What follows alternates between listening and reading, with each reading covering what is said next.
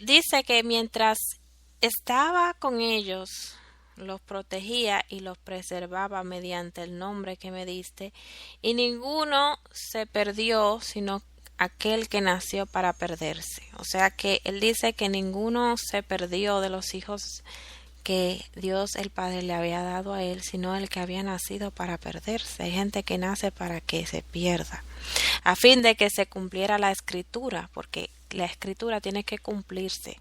Entonces, a fin de que se cumpla la escritura, muchos se van a perder, porque así entonces sabremos que habrá un juicio. Así sabemos que si hay un juicio. Cuando vemos personas que se pierden, va a haber una salvación y una condenación para que la escritura tenga cumplimiento, porque si no hubiese cumplimiento, entonces ¿en qué creemos?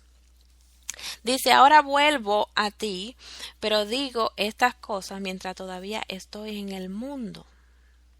Jesús sabía, ahora vuelvo a ti, ahora vuelvo al Padre, pero te digo estas cosas mientras estoy en el mundo. Yo los he entregado y le he entregado tu palabra, y el mundo los ha odiado. O sea que porque usted pertenece a Jesucristo y usted quiere ser una persona dedicada a Jesús, obviamente el mundo lo va a odiar a usted. Dice, porque no son del mundo, como tampoco yo soy del mundo. Por eso es cuando Jesús vino, la gente lo odiaba, lo maltrataba. Incluso en su palabra dice que por causa de su nombre íbamos a ser repudiados, íbamos a ser humillados, íbamos a ser aporreados, íbamos a ser criticados. ¿Usted quiere saber quién tiene la palabra de Dios? Aquel que habla el evangelio como es. Cuando se habla el evangelio directo, es un evangelio ofensivo. Dice que los discípulos a Jesucristo se le iban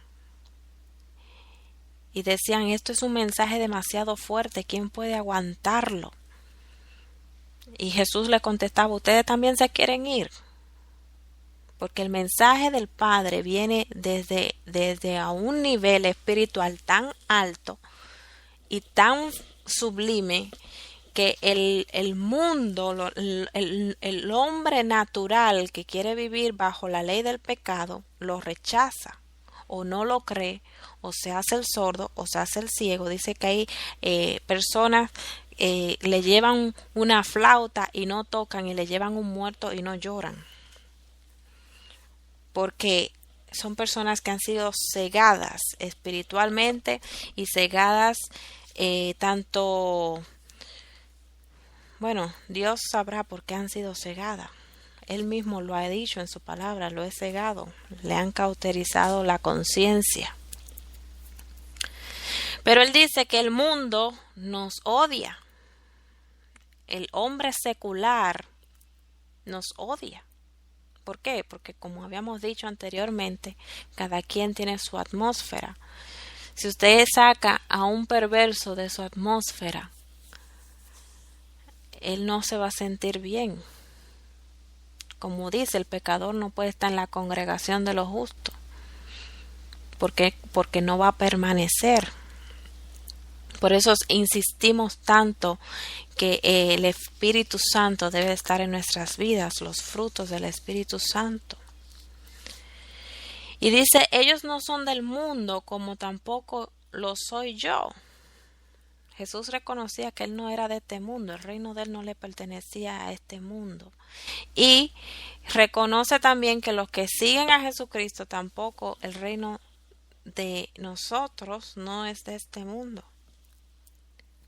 Como tú me enviaste al mundo, yo los envío también al mundo, y por ellos me santifico a mí mismo, para que también ellos sean santificados en la verdad. También vemos aquí que ora por los creyentes. Son 3 oraciones. Jesús oró por sí mismo, oró por sus discípulos y oró por los creyentes. Vamos a ver ahora qué dijo Dios, qué dijo Jesús por los creyentes. Dice, no ruego solo por estos. Él dice, no ruego solo por estos. ¿Quiénes son estos? Los discípulos.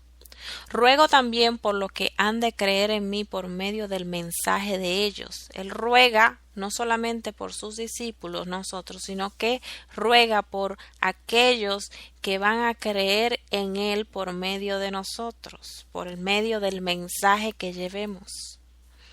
Para que todos sean uno, somos uno. Usted que está oyendo, yo que estoy hablando, Jesucristo que está ministrando y el Padre que está enviando la palabra por medio de su autoridad. Aquí ya vemos uno mismo. Para que todos sean uno. Padre, así como tú estás en mí y yo en ti, permite que ellos también estén en nosotros. Asimismo como Jesús es uno con el Padre, asimismo nosotros somos uno con Cristo y asimismo todo el cuerpo es uno. Dice, yo les he dado la gloria que me diste. Para aquellos que dicen que Jesús no comparte su gloria, así Él dice, yo les he dado la gloria que me diste para que sean uno, así como nosotros somos uno.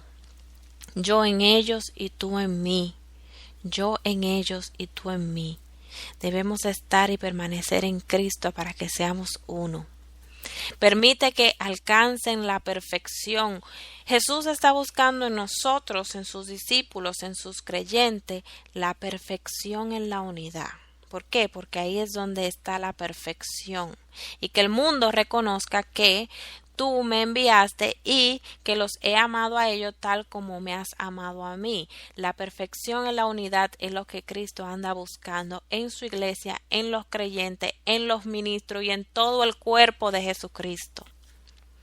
Dice, Padre, quiero que lo que me has dado estén conmigo donde yo estoy. O sea que vamos a estar con Jesús desde ahora hasta la eternidad. Aquellos que no quieren a Jesús y pretenden entrar al reino de los cielos y decir, Padre, yo estoy aquí, usted no va para allá. No se vista que no va. Porque Él dice muy claro que lo que me has dado estén conmigo. O sea, los que estamos en Cristo son los que van a estar con Cristo. El musulmán que está con Alá, el budista que está con el Buda, olvídese que para allá no van.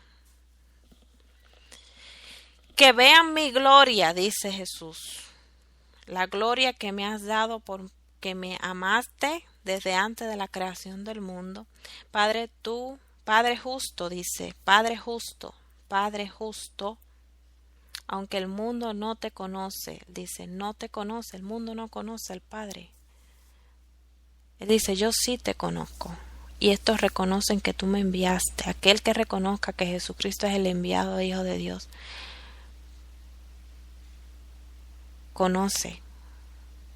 lo conoce al Padre. Yo le he dado a conocer quién eres, porque Jesucristo cuando vino a la tierra nos dio a conocer quién es realmente Dios. ¿Usted quiere saber quién es Dios? Mire a Jesús. ¿Usted quiere saber quién es, qué quiere el Padre? Mire a Jesús. ¿Usted quiere saber cuál es la voluntad del Padre? Mire a Jesús. Esa es la perfecta voluntad del Padre. Y es la voluntad que Él quiere en nosotros también. Que seamos como su Hijo. Dice, yo les he dado a conocer quién eres y seguiré haciéndolo. Dice, le he dado a conocer quién eres y seguiré haciéndolo. Para que el amor con que me has amado esté en ellos y yo mismo esté en ellos. Jesús está con nosotros. Así que tenemos que darle la gloria al Padre por eso. Vamos a hablar lo que es el fruto del Espíritu Santo. El fruto, hay que dar fruto porque dice que la frustración llega por la falta de fruto. Una vida mala, una vida que no es fructífera en Dios. En Juan 15 presenta un pasaje, uno de los pasajes favoritos que he podido encontrar en la palabra de Dios. Pero sentía que estas palabras eran muy duras de aceptar. La primera vez que yo leí esta palabra sentía que era muy dura de aceptar para mi vida. Dice, toda rama que en mí no da fruto, la corta. pero toda rama que da fruto la poda para que dé más fruto todavía. Y dice, yo los escogí a ustedes y los comisioné para que vayan y den fruto, un fruto que perdure. Decir que el fruto al cual se estaba refiriendo Jesús es el resultado visible de nuestra obra hecha en su servicio. ¿Cómo voy a dar fruto cuando casi quizás no puedo valerme yo por sí misma? ¿Cómo puedo dar fruto si yo misma muchas veces estoy desencadenada o desencajada en mi vida? Él dice que el fruto que debemos de dar es un fruto que tiene que perdurar, porque todo aquel que no dé fruto será cortado y arrojado al fuego. Entonces ahí es donde llega el desaliento de cada creyente, porque dice que la incapacidad de vivir siempre considerando la vida cristiana fructífera es un problema para Dios, porque dice que seremos cortados y arrojados. Y he escuchado decir con frecuencia que ser un fiel seguidor de Cristo significa ser activo en la iglesia y el servicio a los demás. Pero muchas personas no se pueden comprometer totalmente al ser activo y al tener servicio a los demás constantemente. Entonces, ¿cómo puede ser eso? Y dice que nuestras acciones son de hecho muy importantes. Santiago dice que la fe sin obra es muerta. Pero ¿se mide realmente nuestra espiritualidad por el número de obras del servicio cristiano que hemos acumulado? Si es así, ¿dónde deja eso a quienes están enfermos o discapacitados? ¿Dónde usted deja a aquellas personas que no pueden hacer nada por sí mismos? Entonces debemos de llevar esto a otra ley, que es la ley del Espíritu. Dice que un creyente con mentalidad misionera planta la semilla del Evangelio siempre que se le presenta la oportunidad. Pero realmente eso tiene el control de que una persona será salva, de que una persona vendrá a Cristo, de que una persona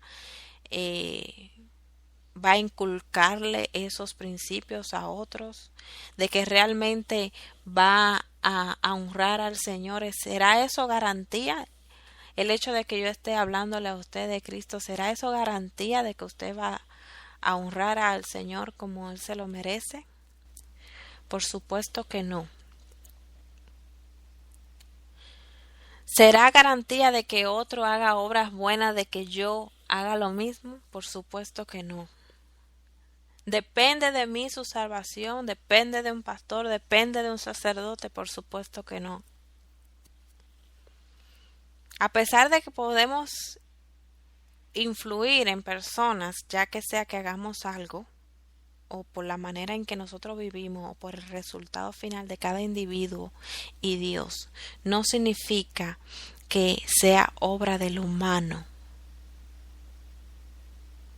la salvación.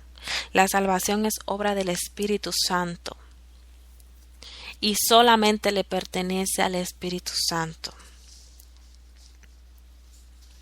Cuando Jesús dice en Juan 15:8 que dio a entender que Jesús mismo dice en su palabra, den mucho fruto y muestren así que son mis discípulos. De inmediato también recordé que Jesús dijo que muchos realizarán obras maravillosas en su nombre, incluso hasta milagros, dice, van a realizar mucho en su nombre. Pero no serán recibidos en el cielo porque en realidad no los reconocieron. En Mateo 7, 21, 23 dice que muchas personas en estos tiempos van a hacer milagros, prodigios, ministerios grandiosos bajo el nombre de Jesús. Pero dice que algunos de ellos ni siquiera van a entrar porque dice que no los reconocieron. Entonces, ¿qué es lo que está hablando aquí Jesús? ¿Qué es lo que Él está diciendo? Tu fruto, lo que está diciendo Jesús en este tema es que tu fruto tiene que ser del Espíritu Santo. Ese es el fruto que anda buscando Dios, el fruto del Espíritu Santo. El fruto del Espíritu es amor, gozo, paz, paciencia, benignidad, bondad, fe, mansedumbre y templanza. Vuelvo y repito, amor, gozo, paz, paciencia, benignidad, bondad, fe, mansedumbre, templanza. Y la respuesta de cómo se produce este fruto se encuentra justico al lado. En Gálatas 5, 22, 23 usted lo puede encontrar y esos son los frutos del Espíritu. Pero al ladito Jesús dice, permanezcan en mí y yo permaneceré en ustedes. Así como ninguna rama puede dar fruto por sí misma, sino que tiene que permanecer en la vid, así tampoco ustedes pueden dar fruto si no permanecen en mí. Yo soy la vid y ustedes las ramas. El que permanece en mí, como yo en él, dará mucho fruto. Separados de mí, no pueden ustedes hacer absolutamente nada. Eso es Juan 15, 4, 5. La fuente de la fructificación que anda buscando Jesús es nuestra unión con Cristo. Llegar a un nivel de unión con Cristo tan profundo que cuando cultivemos una relación con Él, más reales serán en nuestra vida el amor, la alegría, la paz, la paciencia, la amabilidad, la bondad, la fidelidad, la humildad y el dominio propio, que procede del Espíritu Santo, no procede de nosotros. Esas cualidades no proceden del ser humano en sí, por sí mismo, sino que son frutos del Espíritu Santo. Y cuando Dios está hablando de que demos muchos frutos, está hablando en que debemos de dar los frutos del Espíritu. Obviamente van a venir resultados con ellos las buenas obras. Pero las buenas obras no deben de ser primero y los frutos del Espíritu después, sino al revés.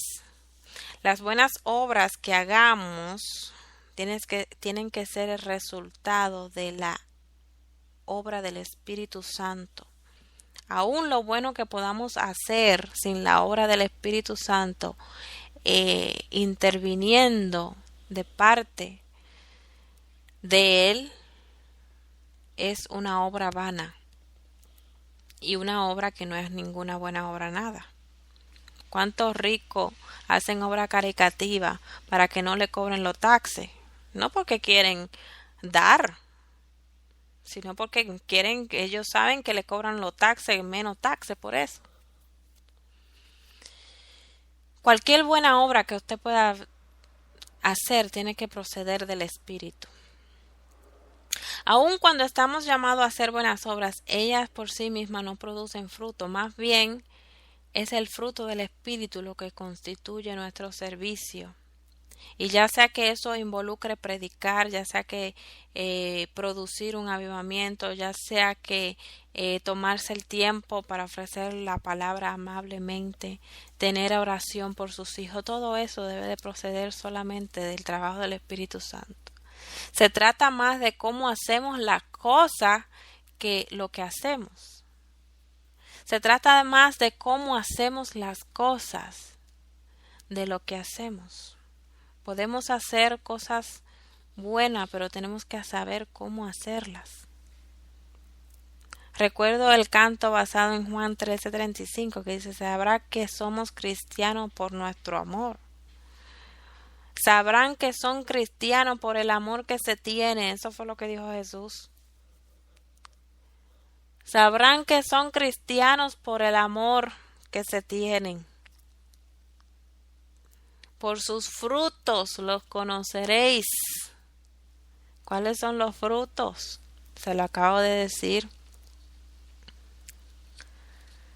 Dominio propio es uno de los frutos del Espíritu Santo. Alegría, paz, paciencia, amabilidad, humildad, bondad, amor. Frutos del Espíritu Santo. Tanto para Dios como para los demás. Todo lo demás proviene de esto, dice la Escritura. El resto viene a consecuencia del fruto del Espíritu en nuestra vida. Vivir productivamente no tiene que ver con lo que podemos hacer o no. Se trata de volver a nuestro primer amor, permanecer en Dios y Dios en nosotros. Esta es el servicio incansable del cual Dios busca. Lo demás, todo lo hace el Espíritu. El milagro que podamos hacer, los milagros que puedan resultar, lo hace el Espíritu Santo. Pero deben de venir de la obra del Espíritu Santo, como resultado de la obra del Espíritu Santo. Vemos aquí que muchos de ellos hicieron milagros y muchos sacaron hasta demonios en su nombre, dice. Pero Él lo apartó de Él porque Él dice, no me conocen, y obviamente estaban bajo su propia influencia y no bajo la influencia del Espíritu Santo. En el Antiguo Testamento utilizan el tema de la viña como para hablar del amor y de la unión de Dios con su pueblo, y lo compararon que podía entenderse más en tiempos antiguos que actualmente, que hoy los que tienen contacto con la viña y el viñador y los frutos de la vid son aquellos que están en el pueblo de Dios. No obstante, por medio de la imagen que el Señor explicó el ministerio de su amor, goza hoy en día de una actualidad real, que Dios ama a su pueblo, y de eso también Él espera de la misma forma, que le retornemos ese amor hacia Él de la misma manera. La historia de Israel, como la historia de la viña que Dios fue preparando a través del tiempo, plantó, la cuidó, y todo estaba preparado como para una buena cosecha, una buena vendimia. Pero dice que salieron de esa vendimia algunos frutos que fueron agrios y no fueron agradables, y no era lo que Él esperaba obtener. No era lo que Él esperaba que nosotros hiciéramos de nuestra parte. E Israel se puso a reflexionar por sí mismo, y aunque fue sacado de la esclavitud de Egipto a una tierra fértil, a una tierra prometida, muchos de ellos dieron frutos amargos que no se pudieron comer y tuvieron que desecharlo. En la plenitud de los tiempos podemos encontrar eso hasta en el día de hoy. Muchos darán buenos frutos y otros no, y otros darán frutos amargos que no se podrán comer. La parábola de la higuera también nos habla de esto.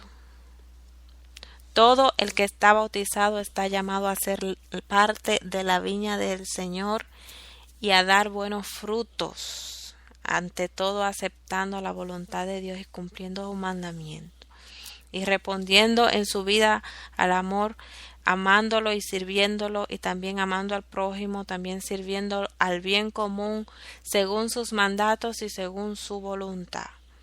No olvidemos que la palabra del Señor es eterna, es cierta, será cumplida a su debido tiempo, y los frutos amargos seremos separados de ese amor. ¿Cómo sé que estás bautizado con el Espíritu Santo? Fácil, porque Jesús tuvo que aún reconocer delante de los testigos su propio bautismo y él no necesitaba ser bautizado. Jesús fue donde Juan Bautista y dijo, vamos a hacerlo así como conviene, y fue bautizado. Él mismo cumplió el principio del bautismo del Espíritu Santo. Él mismo cumplió el principio de reconocer a Dios, a Jesús públicamente. Él mismo reconoció el principio de ir a la comunidad donde estaban los hijos de Dios, a donde está la familia de Dios. ¿Y cómo sabemos que tenemos el Espíritu Santo? Obedeceremos los mandamientos del Padre, las leyes del Espíritu, los frutos del Espíritu.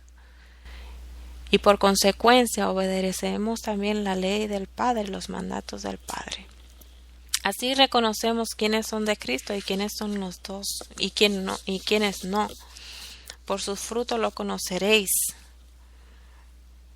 Santiago dice, dime tu fe sin obra y yo haré saber mi fe por las obras que he hecho. Muchos dicen que son de Cristo, pero sabemos que no lo son porque no hacen las cosas que Cristo hizo. Y ni se interesan por hacerlas tampoco.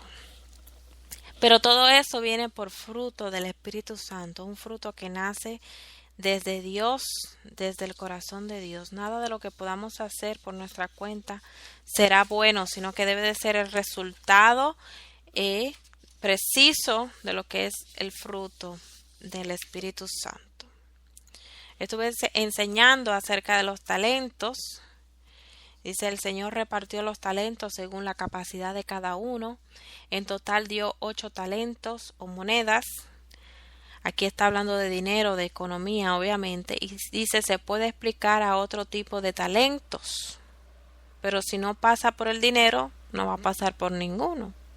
Dice que repartió 5, 2 y 1. Repartió igual. Al primero le dio 62.5%, al segundo 25% y al último el 12.5%. Tenemos que saber qué hacer con lo que Dios nos ha repartido a nosotros. Y no protestemos por lo que no tenemos. Nos va a pedir cuenta por lo que tenemos y no por lo que le dieron a los demás. Si sigues amarrado a lo que tienes, vas a perder lo que tienes. No nos repartieron según la capacidad de cada uno, pero en la producción las cosas empezaron a cambiar. Ten cuidado con no crecer, porque esa es la primera señal de que vas a decrecer. Y no ganar, por ejemplo, un cliente en tu empresa sería perder lo que ya tienes. No hacer algo por ganar un poco más es la señal de que perderás lo que estás ganando.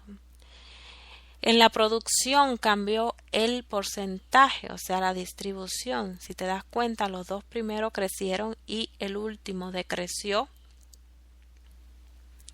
El hecho de que nos repartan a todos no significa que todos vamos a producir bien.